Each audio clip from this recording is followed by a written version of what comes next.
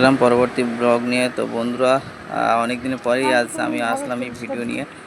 তো দেখতে পাচ্ছ বন্ধুরা, আমার এই ছোট্ট একটা সোনা, আমাদের ছোট্ট ময়না। তো খুব দুষ্টু, বাড়ি থেকে কোথাও যায় না। তো আজ আমরা যাব ঘেরিতে মাছ ধরতে।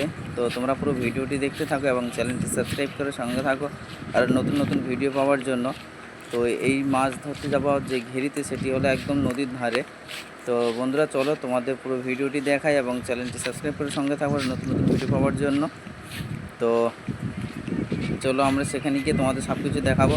তো দেখতে পাচ্ছ আমি আর দাদা, দেখতে পাচ্ছ দাদা আগে আগে যাচ্ছে, আমি পেছনে রয়েছি। তো সেখানে গিয়ে সব দেখাবো তোমাদের। তো এখন ভাটা পড়েছে, দেখতে পাচ্ছ খালে জল শুকনো হয়ে গেছে। ঘেরির থেকে অনেক জল বেরিয়ে যাচ্ছে, আবার জোয়ারের সময় আবার ফুলে ফেপে উঠবে এই ঘেরি, দেখতে পাচ্ছ। তো তো ঘেরিতে যেতে অনেক দেরি লাগবে, অনেক সময়, এখন অনেকটা দূর আছে আমাদের ঘেরি। তো আমরা সেখানে যাচ্ছি।